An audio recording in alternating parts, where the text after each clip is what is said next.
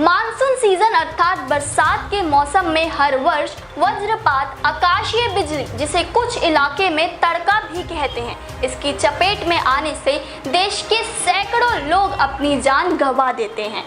आखिर क्यों ऐसा होता है, इससे कैसे हम बच सकते हैं, इस संबंध में आज हम विस्तार में बात करेंगे। स्वागत है आप सभी का मोबाइल न्यूज 24 में। मैं हूं नुपुर सिंह और आइए जानते हैं आकाशीय बिजली के साइंटिफिक रीजन को। जी हां, मानसून सीजन के शुरू होने के साथ ही उत्तर प्रदेश और बिहार समेत कई राज्यों से आसमानी बिजली की चपेट में आकर लोगों के मरने की खबरें आने लगी हैं। ऐसे में ये जानना जरूरी है कि आखिर भारत में बिजली गिरने से मौतों का आंकड़ा क्या है और यह क्यों होता है। इसके अलावा आखिर आसमानी बिजली किसी व्यक्ति की जान कैसे ले लेती है, क्या इससे बचने का कोई तरीका है और इसके लिए हमारी सरकार क्या कर रही है। जी हाँ, अभी हाल ही में बिहार में बिजली गिरने से दर्जनों लोगों की मौत हुई।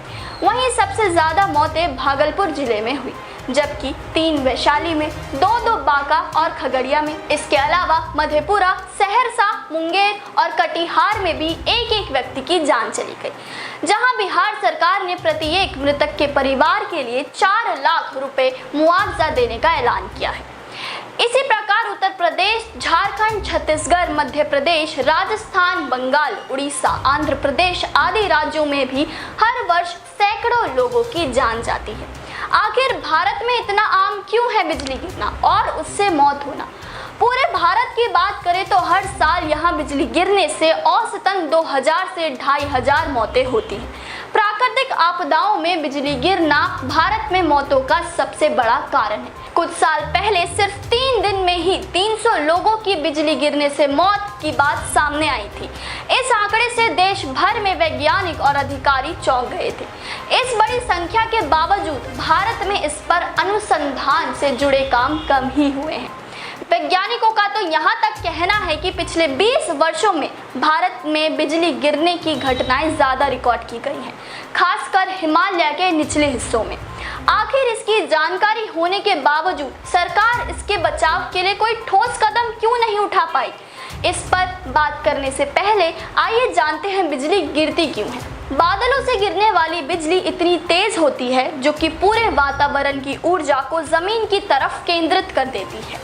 आसान भाषा में समझें तो बिजली गिरने की प्रक्रिया तब होती है जब बादल के निचली परत और मध्य परत के बीच टकराव के बाद विद्युत विभवांतर या पोटेंशियल डिफरेंस ज्यादा होता है।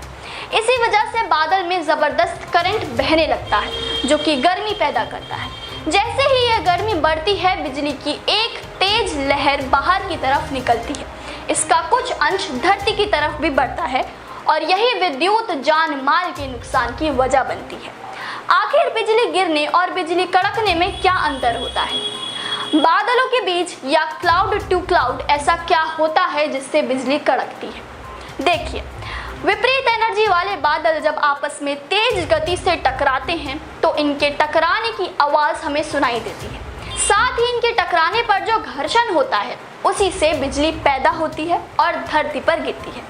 अब बिजली टकराने के साथ बिजली गिरना क्या होता है।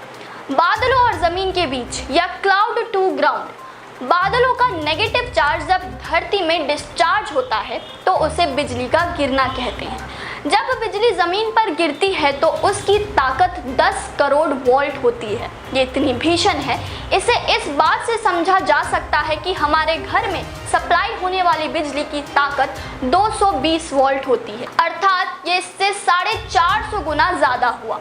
जब किसी को घर की बिजली से करंट लगता है तो उसका बुरा हाल आपने देखा होगा, साथ ही कई लोगों की जानें भी चली जाती हैं। ऐसे में आकाशीय बिजली घर की बिजली के करीब 450 गुना ज्यादा पावरफुल होती है, तो उसके चपेट में आने से कितना बड़ा नुकसान हो सकता है ये आप अंदाजा लगा ही सकते हैं।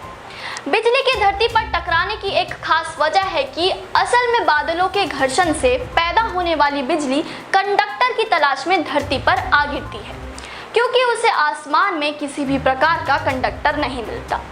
जहां बिजली गिरती है और वहां जो लोग होते हैं या जीव जंतु होते हैं वह उसकी चपेट में आकर जान गंवा देते हैं या चोटिल होकर आंखों की रोशनी, बहरेपन, याददाश्त आदि गंवा देते हैं। यहाँ एक चीज और समझने की जरूरत है कि बिजली गिरने से मौत ज्यादातर रूरल एरियाज में ही क्यों होती है। मानसून का सीजन किसानों के लिए एक आशीर्वाद होता है, जहां इस सीजन में पूरे साल की खेती का ज्यादातर हिस्सा मानसून सीजन पर ही टिका होता है।